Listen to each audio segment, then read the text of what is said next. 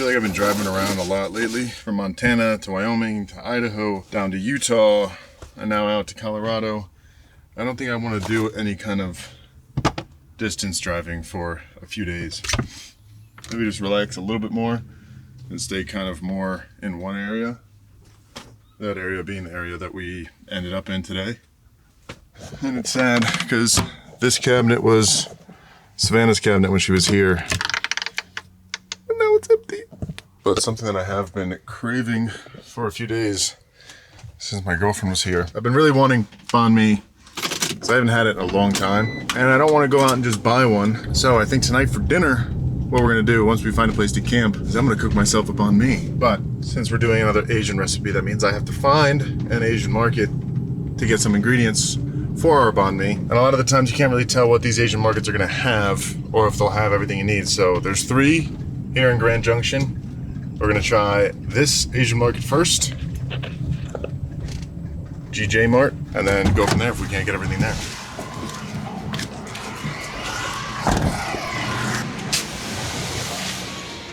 Actually a pretty decent size in here.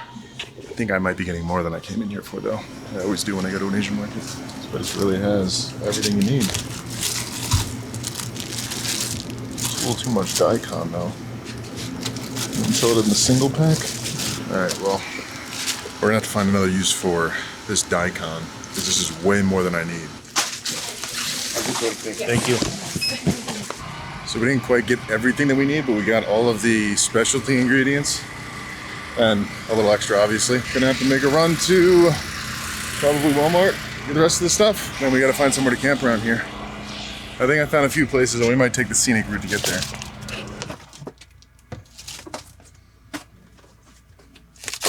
I got these because I thought they looked cool. Takoyaki like chips. Only because I made takoyaki while camping on the beach out of my Toyota delivery truck in Japan. So I figured I'll just get them and try them. Pretty good.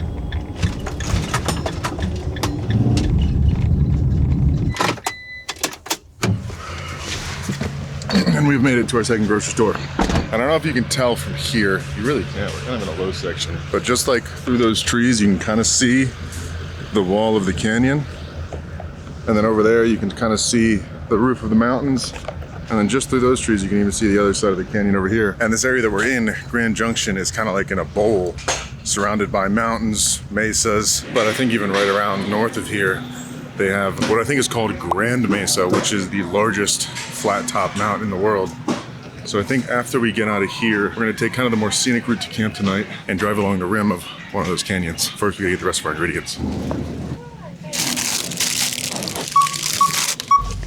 right, I think we've got everything we need for dinner tonight. Once we get these put away, I'm gonna head out, take the scenic route to camp. So the scenic route road that we're heading to on our way to camp tonight is called Rim Rock Drive. But this road is really cool because it was built back in 1911, or at least the monument itself was established back in 1911. And then in November in the 1930s, a National Park Service engineer by the name of Thomas W. Seacrest arrived to plan this route along the rim of this canyon above Grand Junction. And it's cool because the route was designed for maximum scenic impact, so it's literally built directly on the rim of the canyon, so you have views the entire time you're driving along it. The road itself takes about an hour to drive. It's 23 miles long, and it rises up from the valley floor all the way up to the rim of the canyon, and then drives along the rim of the canyon for the entirety of the route. But this is one of my favorite parts about traveling the country while living out of your van, is whenever you want to, you can just go off the beaten path, take the scenic route, and see things you wouldn't normally see if you were just passing through an area or flying into a location. You would kind of probably fly over this town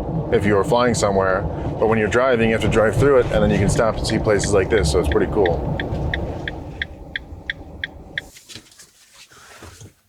I also think this road specifically is just really cool. Pull it over because I found a nice spot to make some lunch at.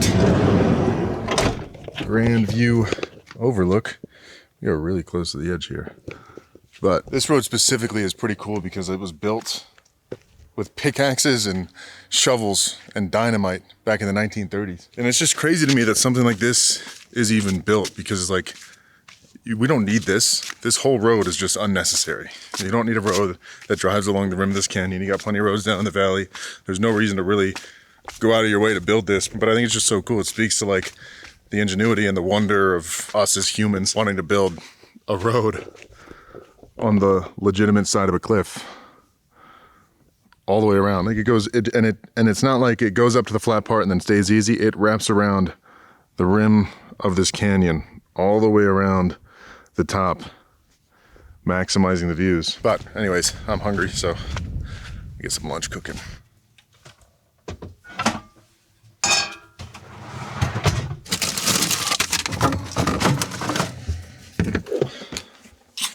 I'm gonna make myself a little bagel sandwich.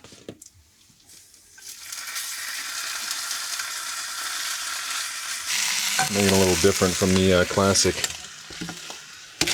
Got a nice toasted blueberry bagel with some turkey bacon and a couple eggs. We can top that bad boy off with a little sriracha and some honey. And that, my friends, is breakfast, brunch, lunch, whatever you want to call it. So I'm hoping to head to a campsite up here on the rim of this canyon tonight, but I do not know if I'm going to be able to find anywhere because there is actually few and far between places for some reason that you can stay up here. There is a registered campsite about 2 miles down that way that I could stay at, but most of the time I prefer kind of staying in the wilderness. So hopefully we can find somewhere. Not a bad spot for lunch review.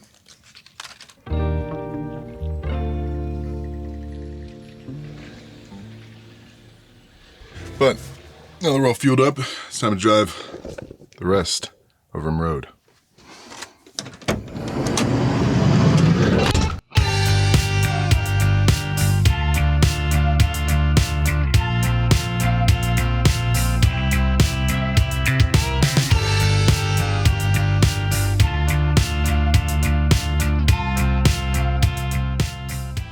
So I just drove quite a while down a relatively sketchy road to get where I'm currently at. And I think the road gets just a little bit sketchier up this hill. And I don't know if there are any turnarounds that are big enough for my van.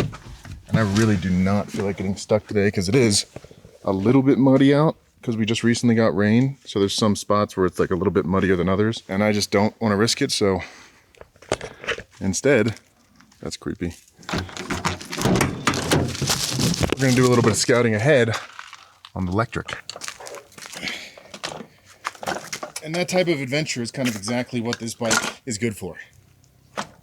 Before we head out, I want to take a second to thank this video's sponsor, Electric E-Bikes. They were kind enough to give me this a few months ago. Had it for quite a while, used it a ton. I almost forgot to grab the pedals out of the back because they come off so it folds up nice and small.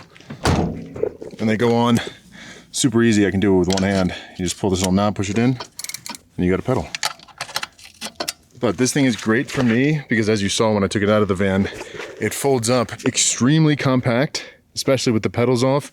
Handlebars fold down, bikes folds in half, and you can fit it in almost any car that you want to, which is perfect for me because it fits right in my garage area, which is nice because then I don't have to worry about it hanging off the back of my van and someone stealing it. So this is ideal for me or anyone who's like, doesn't want to have a bike rack, but still wants to enjoy an e-bike. And this thing has a ton of cool features. It's got a ton of different speed modes from Eco, Tour, Sport, Sport Plus, and then Turbo. Most of the time I ride it on Turbo because why not? It's also got an 8-speed gear selector, custom brakes that were made just for electric.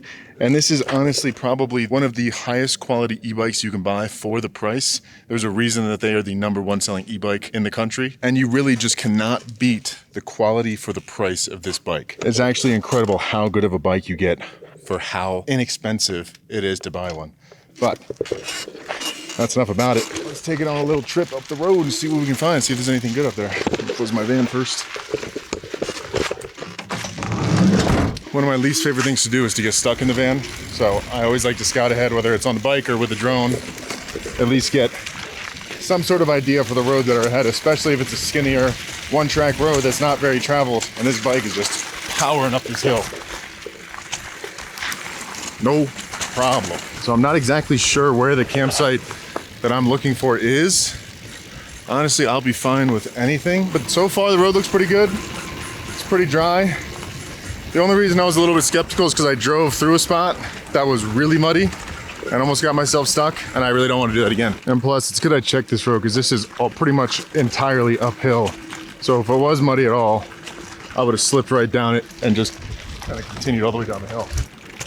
Let's scope out a few campsites while we're up here. This is a pretty nice one right here. We could park right here. It's got a pretty good view of the entire valley down there. Go up a little further, see if there's another one, and then worst case, we're coming here and taking this spot. Look at that. That is a crazy view. I think maybe that is the only campsite that's up here. And it looks like this is the end of the road up here too. It's just a TV tower up that way. Beyond this point, radio frequency fields at this site may exceed FCC rules for human exposure. I think it's safe to camp here. Because there is a nice flat spot right outside the gate that I could stay at. Right here, or even like kind of down in there if I can level the van out. Looks like people have stayed here before. There is a nice fire pit and a really, really good view down into the valley. So I guess it's either this spot here or the spot that's further down. I'll kind of make my decision as I ride back. But yeah, I cannot say enough good things about this bike. From the brakes, to the acceleration, to the comfort, to the overall price, how easy it is to get on and off. There's really nothing that I don't like about this bike. And I've really ridden this thing a lot on probably terrain that it shouldn't even be ridden on. And it has handled it absolutely perfect. So if you want to check them out, the link will be in the description of this video. So you can go give that a click and then get yourself a brand new e-bike.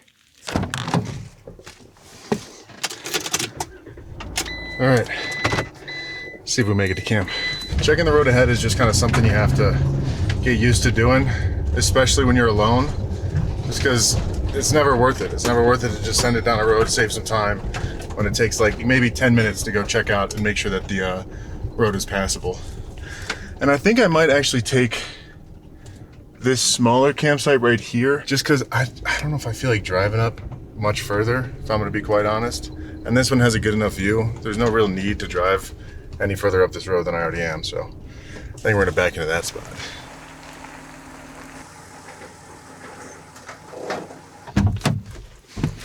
It's definitely still a little muddy in here, a little squishy, nothing too bad. I need to put air in my tires anyway, so they're kind of unintentionally aired down. Once you get down this little berm, down into the spot, it's pretty nice. Looks like a little bit of a water runoff area here.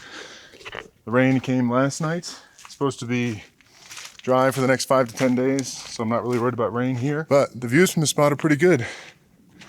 All you gotta do is walk out a little bit. You get a nice view of the entire valley down there. It's beautiful.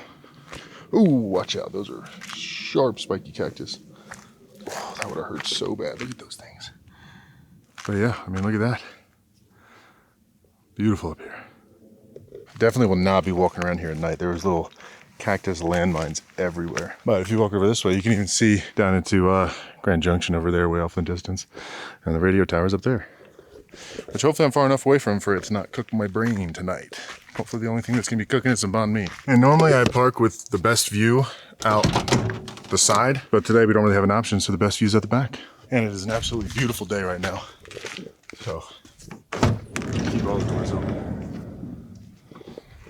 Look at that. Spectacular. I think I'm going to get started on dinner, at least prepping it up. And there's a few things that go into a banh mi. You can make it with pretty much any kind of protein you want. It's a Vietnamese sandwich with a French colonial inspiration because they were colonized by the French, who introduced the baguette, and thus the banh mi was born. And I love when I make some of my favorite foods for the first time because it really kind of helps you to appreciate what goes into just like the foods you order, and they're just ready for you. Albeit, ordering a banh mi from the store would have been a lot cheaper than this because I had to buy a giant daikon and a lot of carrots, but we'll use them for other stuff. And essentially what I'm going to do is just julienne both of these. So in no ways am I a professional chef or am good with a chef's knife. So I think actually I'm going to cheat a little bit. And instead of julienning this carrot, I'm just going to peel it and then chop those pieces up into like slightly julienne pieces. Because I kind of want these to be pretty thin. Because once I get all my strips of carrot and all my strips of daikon, I'm going to be pickling them because you cannot have a banh mi without pickled vegetables. Now it's this fat boy's turn. Look at this thing.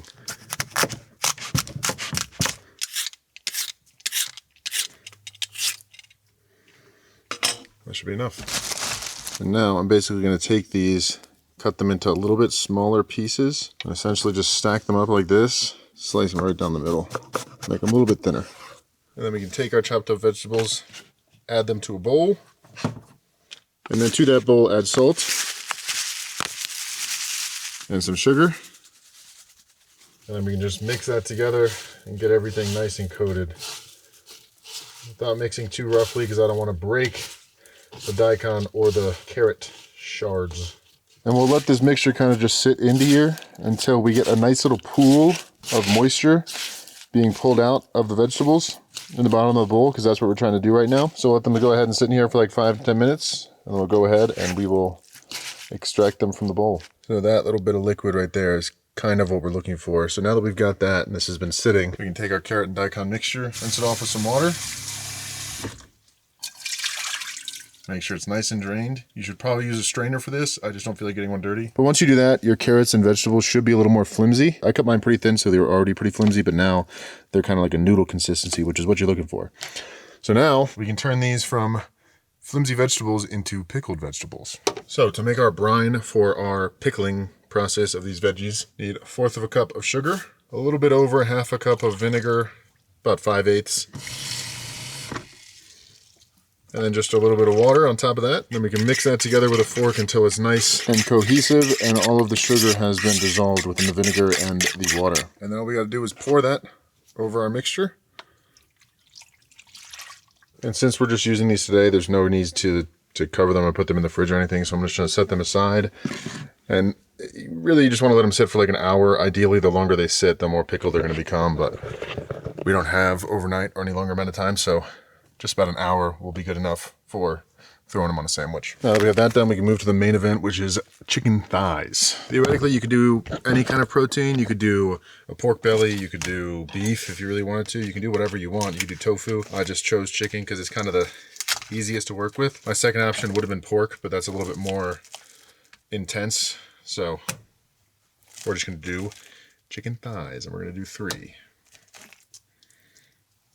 And these thighs are already pretty thin, but I do want them to be as thin as possible. So essentially I'm gonna take them and I'm gonna kind of butterfly them and roll them out so they're a little bit more flat, so they cook a little more evenly. And basically that looks like this. You just take your thigh and you kind of cut down the thick parts and just kind of roll it over until it's kind of like one flat piece. And there's only really one thick piece on these pieces of chicken thigh, so it's not too much of that. But I just want these to cook nice and evenly, so that's what we're gonna do. And now we can move on to our marinade for our chicken thighs, which is kind of gonna be like a chicken chazu. And in order to make that, we need some definitely freshly chopped garlic that I just hand chopped off camera.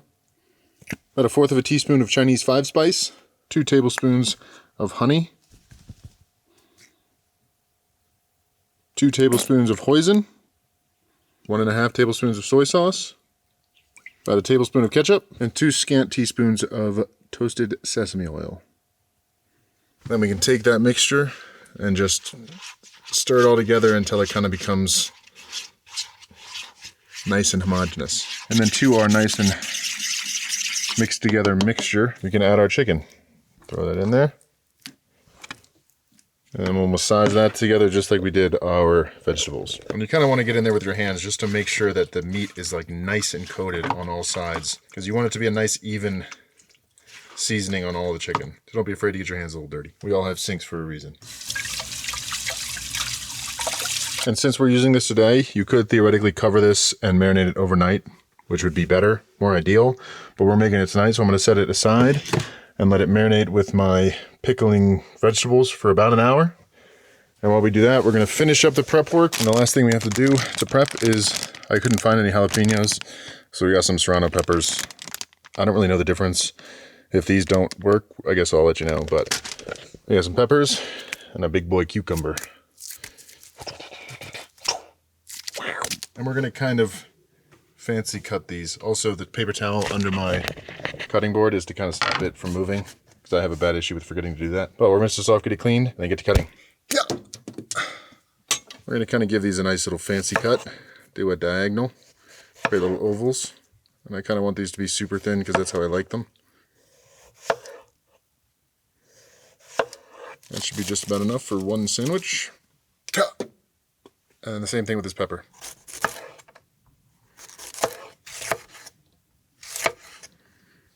And that should be enough for a sandwich for one. And with that, we have everything prepped. Chicken, pickled veggies, toppings. The rest we can kind of prep as we go. But I'm gonna get the van cleaned up, get all of the prep work put away, hang out for a bit, and then we're getting to cooking. There you have it, beautifully clean, other than the ingredients that we need over there. Van. And the other day, if you're unfamiliar, you haven't watched this channel, I did leave 2 chairs and a table at a campsite and then drove 8 hours and didn't realize until I got 8 hours away that I left them there. So I lost all of my chairs. Recently I went to REI and I got a new chair. And this one's an upgraded chair that I have never used before. So today will be its inaugural sit. This chair is nice because it rocks, which is nice. You can't beat it. And it stows nice and small too. It's crazy you can hear that plane from here. So high up there. But I got probably about 30 minutes before I cook. So I think I might hop on, play a game of Battlefield. And it's nice with this setup that I have with my TV that can like kind of move its way out away from the wall, that I can have a choice whether I sit in my chair and kind of try hard it or just lay in bed and kind of relaxingly play. And I think I'm gonna lay in bed today to play. Oh yeah. And for anyone wondering how I have connection out here, if you haven't watched my other video, I have a little mini Starlink on the roof that gives me unlimited internet wherever I am in the country. And it's more than enough to casually play video games. I'm not gonna be winning any tournaments, but more than enough to play how I play. So can't really beat it. I always play worse when I'm playing from bed, but it's a little more relaxing. But all of that has really worked up an appetite. So I think I'm gonna get to cooking. And this chicken is way better on a grill, which I don't have, but I do have the next best thing, which is Korean barbecue grill that has a grease catcher. So we're gonna grill up our chicken on that. Go ahead and throw some sesame oil on there. Nice and coated. And once that gets nice and hot, we're cooking our chicken. And actually, while I do that, I'm gonna get the oven turned on and we're gonna bake our bread a little bit so it's nice and soft on the inside. Oven is on. Bread going in. And I always like to cook with the doors open when I use this thing because it is kind of smoky because it has access to the open flame through the outside and there's always little bits that I never get out of it. But it does grill up your chicken pretty nice. I think it's nice and hot. So we're gonna start cooking our chicken.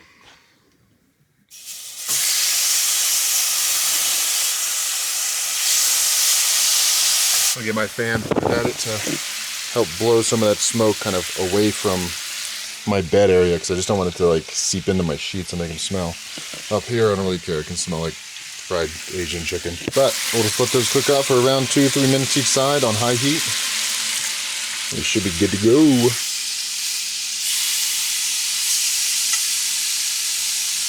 That is some beautiful looking chicken. You just do not get chicken like that in a pan because it's always sitting in the grease so it never really crisps up. This thing is beautiful for cooking chicken or anything like that. Like that's like a barbecue style. It just sucks how much it smokes, so I can't really use it unless I have a nice day and the van doors are open. And just like that, we have 2 beautifully grilled pieces of chicken. Set those aside.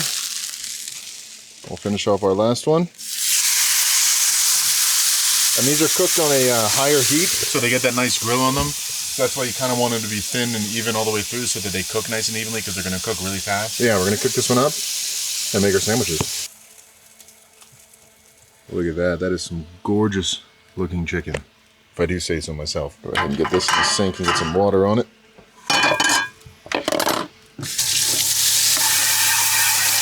Now all that's left to do, chop these bad boys up and build our sandwich.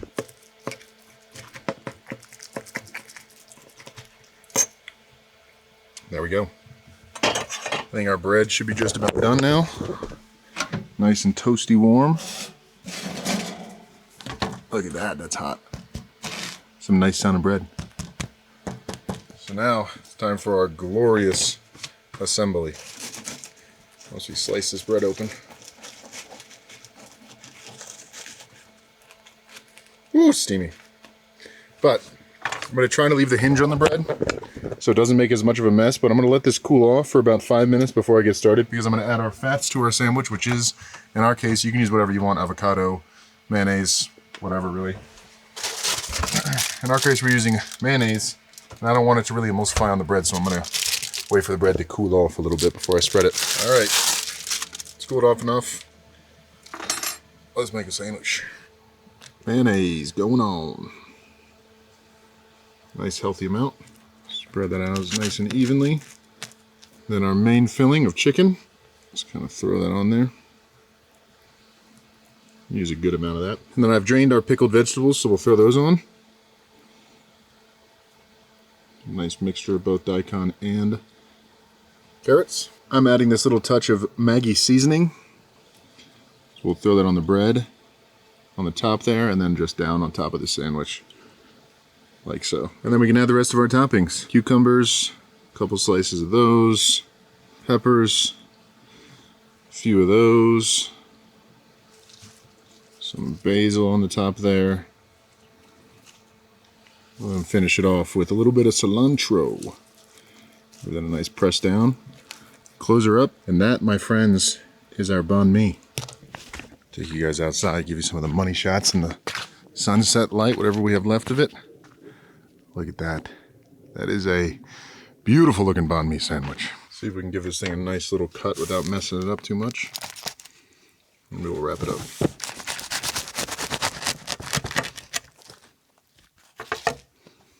Very uneven, but that's fine.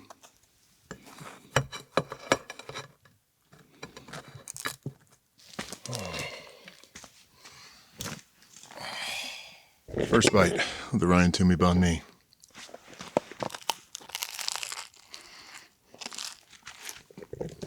Oh, that is genuinely 5 times better than I thought it was going to be. And I had pretty high hopes. Oh my God. That chicken is just perfect and those veggies are pickled perfectly. Wow. That is a fantastic sandwich. I think if I had to give this sandwich a rating, I would probably say 8.9. This is getting a high score. This is really, really good. Only thing I think that could be better on it is if I didn't get Walmart bread. I think if I got better bread, this sandwich would easily be a 9.3, 9.4. And look at this view. Nothing like dinner with a view.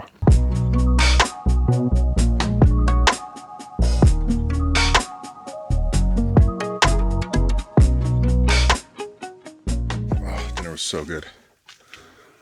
It's one of the better dinners I've ever made on this channel. But it is getting dark out, which means it is time to close the doors. It's also getting cold, which means it's time to hunker down. Get the van cleaned up, don't mind that. That's definitely clean. And just in time, because my friends all just said that they're getting on Xbox, so I might hop on, play some games for the rest of the night. Call that a successful camping trip. This time I'm actually gonna sit in my gaming chair and play for real. But with that, I will see you guys in the morning.